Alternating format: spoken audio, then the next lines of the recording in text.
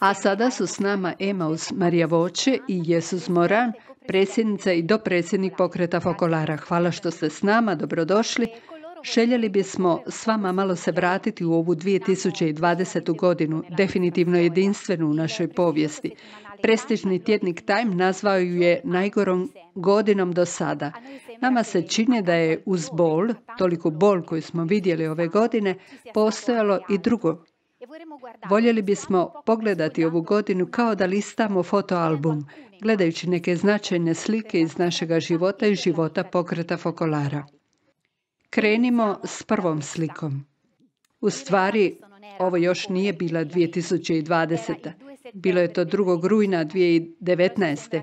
Ali čini nam se da je važnost privatne audijencije koju ste imali s papom Franjom označila izvanredan početak godine u pokretu Focolare, koja započinje u rujnu. Jesus tom prigodom nas je papa pozvao da nastavimo s Chiarinim proročanstvom. Što znači nastaviti s Chiarinim proročanstvima u ovom povijesnom trenutku? Kao što je papa rekao u Lopjanu, mislim da su mnoga Chiarina proročanstva još uvijek na početku. Na neki način, ako dobro razmislimo, vjerujem da su ovo najprikladnija vremena za ostvarenje nekih od tih proročanstava na crkvenom području, na onom civilnom. Jer kako svi vidimo, pojavljuje se dublji osjećaj za sve što je ljudsko i dublje razumijevanje onoga što crkva zapravo jest. Uvjeren sam također da ćemo, kako bismo uistinu ostvarili ta proročanstva, morati raditi zajedno s drugim crkvenim i civilnim snagama.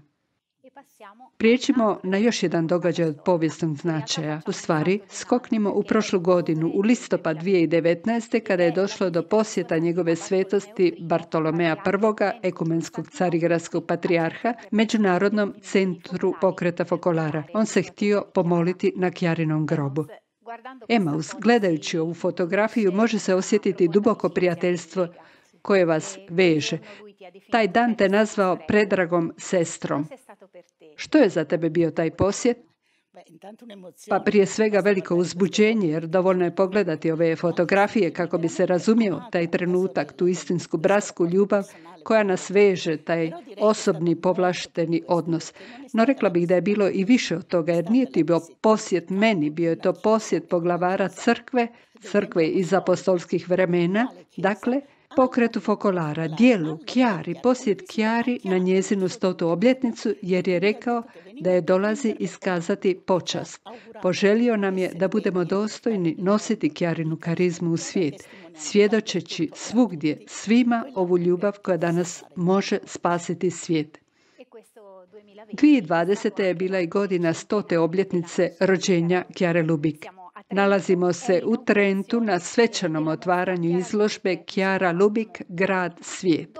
Nakon otvaranja izložbe, ona se umnožila širom svijeta u raznim gradovima. Evo fotografije koja svojom arhitekturom otkriva da smo u Nairobiju, u Keniji. Ovdje je presjecanje vrpce Jeruzalemske izložbe. Na ovoj je izložbi jedan dio bio posvećen odnosu Chiare Lubich i Svetoga grada. Krajem siječnja, 25. siječnja, predsjednik Talijanske republike Sergio Mattarella stigao je u Trentu. U svom se govoru prisjetio Chiare na jednostavan, ali i vrlo dubok način, a dodao je i osobna sjećanja. Tako smo otkrili da je poznavao osobno i Gina Giordania. A onda je stigla pandemija. Scenarij se promijenio se naš život.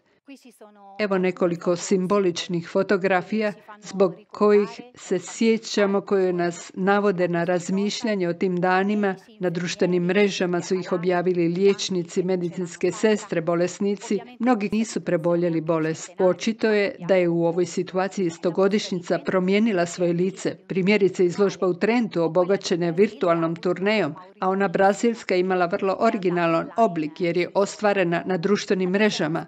Emaus, gledajući na ovu 100-godišnjicu pandemiju koju je uvijek proživljavamo, kakav značaj ima obljetnica. Ja mislim da nas je pandemija naučila puno toga. Između ostaloga, podsjetila nas je na nešto što smo gotovo nesvjesno stavili kao naslov, jer smo joj dali naslov proslaviti kako bismo susreli Kjaru. Stoga taj susret, živi susret s Kjarom, ne može se ograničiti ni na 100 godina, čak ni na 100-godišnjicu. Nije završio. Nastavit će se sve dok na zemlji bude nekoga iz Kjarine obitelji koji će i dalje stvarati prigodu za susrete kako bi svjedočio da je Kjara živa, da Kjarina karizma još uvijek ima nešto za reći svijetu. Mnogi drugi događaji pokreta Focolare također su objavljeni na mrežama, primjerice Tjedan Ujedinjenog svijeta, koji naši mladi organiziraju u prvom tjednu svibnja. Ove godine održano je 400 mikro i makro događanja u 65 zemalja, sve putem interneta. Također i Mariapoli, godišnji susreti Focolare, prenosili su se i pratili na internetu. Nastavljamo pregledavati album. Napravimo jedan skok do Filipina. Ovaj cvijet koji pokušava izroniti iz pepela slikan je u gradiću Tagaytayu, gdje je erupcija vulkana Tal prekrila veliko područje, uključujući i gradić Focolare. Prekrila ga je pepelom koji je kilometrima uokolo uzrokovao ozbiljnu štetu. A tu je još jedna fotografija koju smo odabrali. Ovo mislim da prepoznajete, to je grad Beirut. Ostao nam je u očima. To je lučko područje nakon eksplozije 4. kolovoza koja je uzrokovala preko 100 mrtvih, 1000 ozlijeđenih i golema razaranja u zemlji koja je već proživljavala složenu ekonomsku i društvenu situaciju pogoršanu pandemijom. Jesus, razgovarali smo o kriznim situacijama, a među onima vrlo bolnima s kojima smo se ove godine suočili u pokretu, postoji jedna posebno ozbiljna. Bilo je nekoliko slučajeva zlostavljanja maloljetnika od strane osoba iz pokreta. Neki od tih slučajeva su se dogodili davno, drugi su noviji, a uključene su i posvećene osobe. U ožujku 2019. ti i Emaus napisali ste pismo svima u pokretu, baš kako biste nas obavijestili da je i nas pogodio taj problem. Da, nažalost, kao što dobro kažeš, moramo priznati da se taj problem zlostavljanja, ne samo zlostavljanja maloljetnika, već i zloupotrebe ovlasti, druge vrste zlostavljanja, dogodio i među nama. U tom smislu željeli bismo iskoristiti ovu prigodu svjetske povezanosti i svim srcem iskreno zatražiti oprost od svih osoba koje su bile žrtve bilo kojeg oblika zlostavljanja. To je prvo što smo željeli reći godinu dana nakon toga pisma. Zatim, budući da znamo da to nikad nije dovoljno, željeli bismo potvrditi svoje zalaganje u onome što radimo i želimo raditi sve bolje, sve svjesnije, a to je prevencija i formacija kako se to više ne bi događalo. Jer je toliko protivno onome što nam je Kjara ostavila da se stvarno ne bi smjelo ponoviti. Potom još jednom želimo ponoviti spremnosti pomoći žrtvama, što je najvažnije, i nadamo se da ćemo to moći činiti sve bolje, sve pozornije. Svakako, naravno, čini mi se da tu patnju živimo zajedno, da je zajedno preuzimamo na sebe, svi zajedno, i da je samo tako možemo prevladati, jer je to velika patnja za sve. Sjećam se da smo u tom pismu napisali da svaki pojedini slučaj za nas znači duboko pročišćenje pokreta i mi ga smatramo takvim i prihvaćamo ga, rekli smo, s poniznošću i dubokim suosjećanjem prema onima koji su pretrpjeli traume, pa makar se one sastojale i samo u nedostatku pozornosti, obvezujući se da ćemo svoje ponašanje kao pojedinci i kao pokret usmjeriti svjesnijoj i zrelijoj predanosti, zaštiti i dobrobiti, osobito maloljetnika. Dodali smo također, istaknuli smo u istom pismu, da moramo biti oprezni i gledati i dalje od našeg pokreta, jer naravno želimo pridonijeti bratstvu svih. Stoga moramo prihvatiti vapaj boli svih onih koji trpe zlostavljanja, posebno maloljetnika, ali ne samo njih, djece i mladih u svijetu. Ta nas pozornost mora potaknuti da na sve njih gledamo kao na onoga kojeg smo odabrali, Isusa napuštenog. Stoga se osjećamo pozvanima tješiti tu bol i učiniti sve što je moguće kako se traume te vrste više ne bi događale. I to se odnosi na zlostavljanje djece i maloljetnika, ali i na svaku drugu vrstu zlostavljanja. Odraslih također, uključujući hendikepirane, sve one koji su na bilo koji način zakinuti u svojim pravima. Budući da su osobe sa svojim dostojanstvom, moramo se osjećati pozvanima da ih ljubimo i liječimo te rane, da odgovorimo svojom pažnjom i ljubavlju prema žrtvama, prema svima onima koji pate, kako se te traume nikada ne bi ponovile. Dok si govorila, sjetila sam se obveze koju smo preuzeli upravo ove godine, preuzeti brigu. A to je jedan od puteva prema bratstvu koji su osmislili mladi, a koji podržavamo u čitavom pokretu Focolare pa i šire. Odvažnost da se preuzme briga, dare to care. Među primjerima te brige da čujemo vapaj onih koji najviše pate, koja možda stići i do krajnjih posljedica ljubavi, mislim da se svi sjećamo Miriam Lefevre, francuskinje, djevojke iz pokreta Focolare, koja je u dobi od 26 godina izgubila život u jednom atentatu u Nigeru, kamo je otišla u humanitarnu misiju, budući da se bavila proučavanjem liječenja sukoba. Na to nas potiču i naši mladi, Jen. Oni su istureni vrh onoga što cijeli pokret osjeća. Mi ne možemo izabrati Isusa napuštenog, a da se ne usmjerimo prema posljednjima, najmanjima, onima koji su napušteni. To je geslo ovoga razdoblja, baš preuzeti brigu.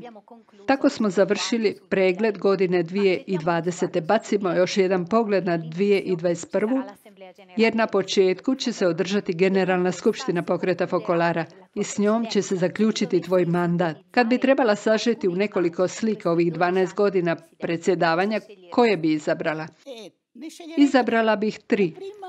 Prva je iz ožujka 2008. godine, slika Kjarinog ispraćaja, na kojem je crkva posvjedočila veličinu karizme. Ali ne samo katolička, već i druge crkve, kao i vjernici različitog podrijekla, različitih kultura, religija, koji su svjedočili kako je karizma utjecala na njih. Mislim da je taj sprovod pokazao, jučer sam čula iskustvo mladića, koji je tamo stigao gotovo slučajno i koji je Kjaru upoznao tada dok je ležala na odru, ali očito je bila itekako živa, jer je u tom trenutku osjetio kako ga Kjara poziva da slijedi njezin put. Dakle, Kjara je bila živa u tom trenutku. Zatim, svih ovih 12 godina u kojima sam Kjaru vidjela u njezinu djelu, u karizmi koja se širila svijetom, u brojnim dijelima ljubavi i solidarnosti, koju je Kjarina obitelj pokazala prema ljudima koji su poznali svjedočanstvo ove ljubavi, ove Kjarine karizme. Stoga i u ovim posljednjim koje smo upravo vidjeli u emisiji. A onda posljednja slika Pape Franje, koji potpisuje encikliku o bratstvu, jer čini mi se da je upravo to vrhunac onoga što bi Kjara mogla poželjeti. Da jedan papa njezin san objavi cijelome svijetu. Kjarin san, zapravo Isusov san, da svi budu jedno. Na kraju to je i razlog zbog kojeg sam htjela odmah predstaviti Kjarinu misao pod naslovom Jedinstvo. Baš zato što nam Kjara predstavlja jedinstvo na način da budemo bližnji svima. Zašto? Jer je Bog, kad je po Kjari poslao karizmu na zemlju, želio izreći riječ jedinstvo. No, jedinstvo ne možemo postići mi ljudi. Jedinstvo je milost koja dolazi od Boga. A Bog je bio tako dobar da nam je objasnio uvjete koje traži od nas kako bi nam mogao udijeliti tu milost. Ti uvjeti su uzemna ljubav, ljubiti jedan drugoga, kako nas je On ljubio, ali ne bilo kakvom ljubavlju, ljubiti mjerom Isusa napušteno, koji nam je pokazao da je spreman iz ljubavi dati sve za nas, sve iz ljubavi prema čovjeku. Stoga nas Kjara potiče da imamo takvu ljubav među nama, upravo zato što po toj ljubavi možemo svijetu dati našu riječ, a to je riječ jedinstvo.